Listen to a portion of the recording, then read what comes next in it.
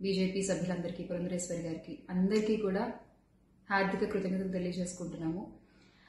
అలాగే వైసీపీ గెలుపు కోసం కష్టపడ్డ ప్రతి కార్యకర్తకి, ప్రతి ఒక్కళ్ళకి, వైసీపీ కుటుంబం మొత్తానికి కూడా పేరు పేరున ధన్యవాదాలు. ఎస్, ఓడిపోయాము, కానీ ఒకటి గుర్తుపెట్టుకోవాలి, గెలిచిన నాడు ఎప్పుడూ విర్రవీగలేదు విజయ గర్వంతో, ఓడిపోయిన నాడు ఏనాడు కూడా కుంగిపోలేదు. అలాగే ఈసారి కూడా మన జగన్మోహన్ రెడ్డి గారు మరింత బలాన్ని పుంజుకుని మళ్ళీ ఖచ్చితంగా మీ అందరి సపోర్ట్తో మనందరం కలిసి జగనన్నతో నడిస్తే ఖచ్చితంగా మళ్ళీ ఒక మంచి ప్రభుత్వంగా మనం ఏర్పాటవుతాము.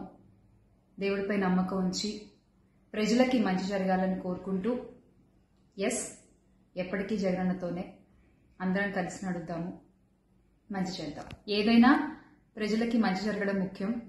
ఈ 5 ఏళ్లు కూడా ఆంధ్రప్రదేశ్కి ఎంత మంచి జరగాలో అంత మంచి జరగాలని మనస్ఫూర్తిగా కోరుకుంటున్నాను. జై వైసీపీ, జై జగన్.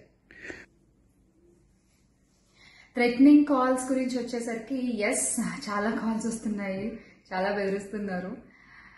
ఒక రకమైన భయంగానే ఉంది నాకు కూడా.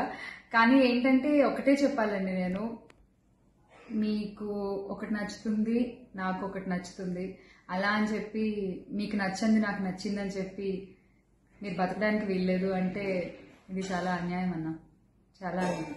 సో ప్లీజ్ దయచేసి ఏది కూడా వ్యక్తిగతంగా తీసుకోవద్దు. నేను వ్యక్తిగతంగా ఎవరిపైన విమర్శలు చేయలేదు, చెయ్యను కూడా. ఎప్పటికీ నాకు చాలా గౌరవం ఎవరన్నా కూడా.